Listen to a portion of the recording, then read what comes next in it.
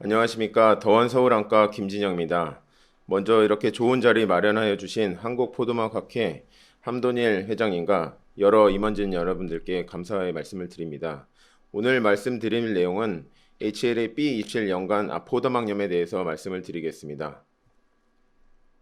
다소 생소하실 수 있지만 본 강의가 포도막 환우 여러분들께 많은 도움이 되었으면 좋겠습니다.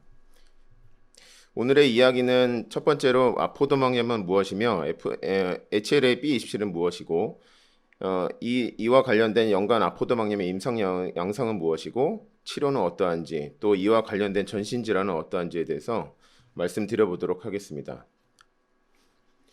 포도막이라 함은 홍채, 선모체, 맥락막으로 이루어진 안군의 조직으로서 포도와 같이 생겨서 그 어원이 유래되었습니다. 포도막염은 이러한 조직과 더불어서 유리체, 망막과 함께 안군의 염증 질환을 통칭하는 명칭이라고 할 수 있습니다.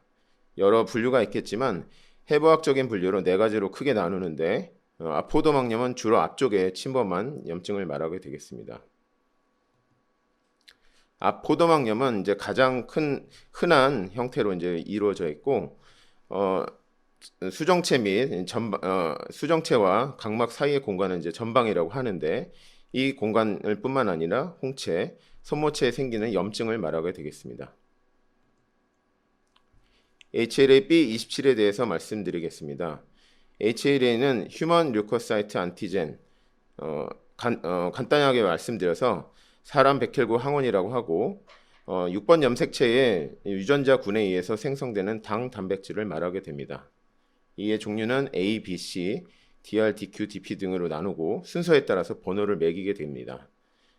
우리 몸의 백혈구 혈소판의 세포 표면에 존재해서 항원으로 나타나게 되고 쉽게 생각하자면 적혈구 표면에 있는 것을 가지고 저희가 A형, B형, AB형, O형으로 나누듯이 이 백혈구에도 이렇게 항원 이제 표현하는 항원이 있다고 생각하시면 되는데 HLA-B27 양성이라 함은 백혈구 표면에 B27 항원이 존재하는 뜻이 되겠습니다. 이러한 HLA-B27 항원을 가진 사람들은 특정 질환에 더 잘 걸리는 경향이 있습니다. 대표적으로 포도막염, 강직 척추염, 건성관절염, 소아 류마티스 관절염 등이 있겠습니다. 포도막염 환자의 약 40% 이상에서 이러한 HLA-B27 양성을 보이고 일반인에 비해서 HLA-B27 양성인 사람에서 발생률이 더 높습니다. 강직 척추염과 포도막염 동반 환자의 HLA-B27 양성 확률은 거의 100%에 육박한다고 되어 있습니다. 또한 이러한 HLA-B27 연관 포도막염은 일반적인 포도막염과 달리 임상 양상이 다르기에 임상 양상이 지속하거나 재발 시에는 이러한 검사들이 필요하겠습니다. HLA-B27 연관 포도막염 역학을 잠깐 보시면 HLA-B27은 양성은 동양에서보다는 서양에서 조금 더 많은 비중을 차지하고 있고 급성 포도막염의 약 50%에서 양성률을 보이고 있습니다. 또한 HLA-B27 연관 포도막염은 원인을 알 수 있는 포도막염 중 가장 흔한 것으로 알려져 있습니다. 남성에서 호발하는 것으로 되어 있고 특발성, 원인을 알 수 없는 경우에 비해서 젊은 연령에서 발생하는 것으로 되어 있고 특발성과 비교해서 최종 실형 예후는 차이는 없는 것으로 알려져 있습니다. 이러한 HLA-B27 연관 포도막염은 일반적인 포도막 증상과 유사한데 대표적으로 충혈, 통증, 시력저하, 시야 흐림 등이 있겠고 떠다니는 것이 보이는 비문증이 생길 수 있고 눈부심 증상이 대표적인 증상이라고 할 수 있겠습니다. 안과적인 검사에서도 여러 가지 임상 양상을 관찰할 수 있는데 앞쪽 소견에서 선모체 충혈 소견을 관찰할 수 있고 수정체와 각막 사이 공간을 제가 전방이라고 말씀드렸는데 이 전방 내에 염증과 흐림 소견, 심하게는 전방 축농을 관찰할 수가 있겠습니다. 뒤쪽까지 염증이 심하게 파급이 되면 망막이 붓는 현상까지 관찰할 수가 있습니다. HLA-B27 연관 포도막염은 원인을 정확하게 알 수 없는 특발성 포도막염에 비해서 여러 가지 임상상으로 다른 양상을 관찰할 수가 있는데요. 발병연령 자체가 보통 이제 10살 정도로 좀 젊은 연령층에서 발병을 하고 남성에서 호발을 합니다. 그리고 단안에서 발생을 주로 하고 한눈씩 교대로 발생하는 단안 교대 양상으로도 나타나기도 하고 포도막염 양상 자체가 만성보다는 급성으로 이제 오는 양상이 많고 재발이 많고 여러 가지 염증이 심한 양상으로 오는 경우가 많습니다.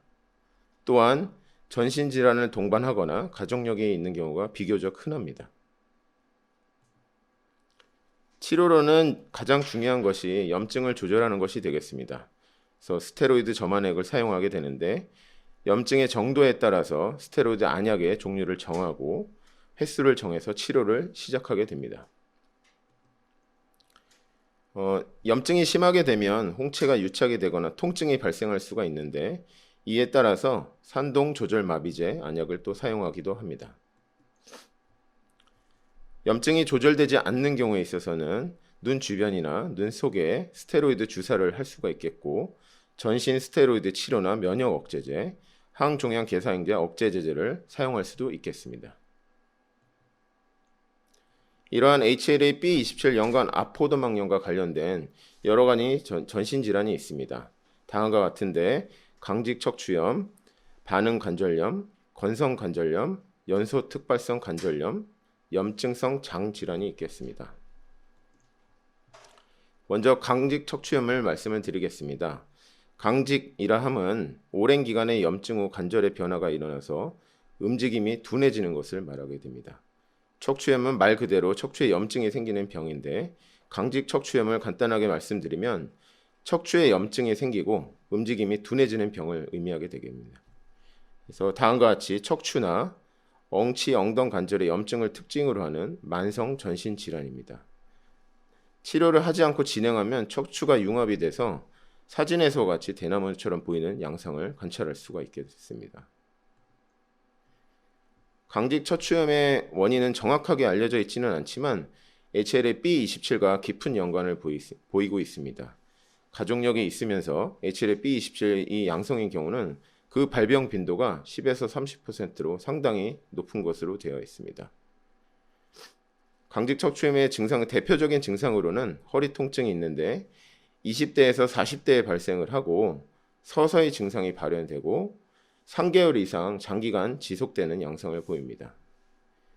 대표적으로 또한 특징적인 양상을 관찰할 수 있는데 아침에 심하고 뻣뻣한 강직이 동반되고 운동 후에는 좋아지는 경향을 보여서 외상으로 인한 허리 염자나 저희가 흔히 디스크라고 알고 있는 추간판 탈출증과는 큰 차이를 보이게 되겠습니다. 또한 엉덩이 통증이라든가 말초 관절 통증 그리고 포도막염 같은 것도 같이 동반할 수가 있겠습니다.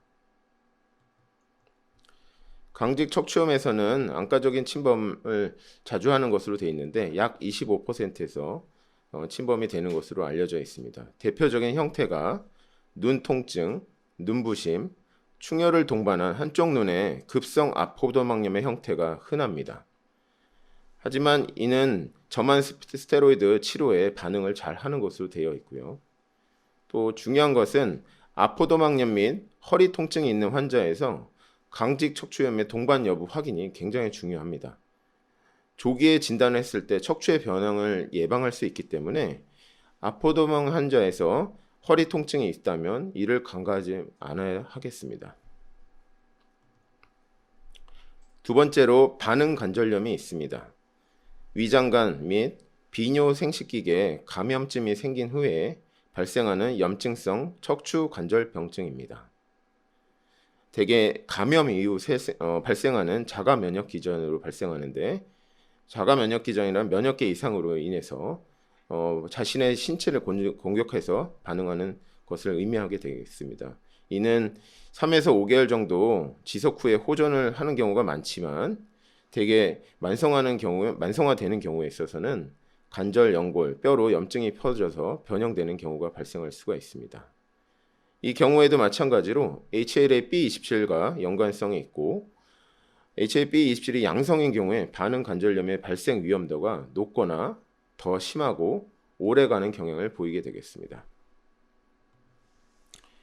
반응 관절염의 대표적인 증상은 다음과 같습니다. 전신적인 증상으로 피로, 발열, 체중 감소 등이 있을 수 있고 관절염, 요도염, 전립선염, 결막염, 포도막염 등이 있겠습니다.